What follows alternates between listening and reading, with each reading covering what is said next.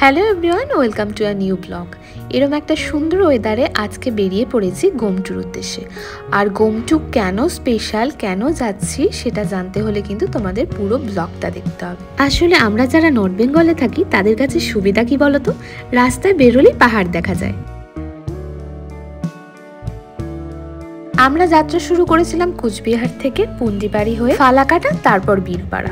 যেহেতু বৃষ্টিটা কমেছিল এখানে দাঁড়িয়ে ব্রেকফাস্ট করে নিলাম, তারপর আবার যাত্রা শুরু করলাম। বীরপাড়ার কাছাকাছি এলেই চা বাগানগুলো দেখা পাওয়া যায়। চা বাগানগুলোকে পিছনে ফেলে অবশেষে এসে পৌঁছালাম মাকড়াপাড়ায়। গুগল ম্যাপে গোমটু লিখলেই কিন্তু তোমরা পুরো ডিটেলসটা পেয়ে যাবে। অপূর্ব সুন্দর এই জায়গাটা, প্রকৃতি একদম সবুজ ঢেলে দিয়েছে।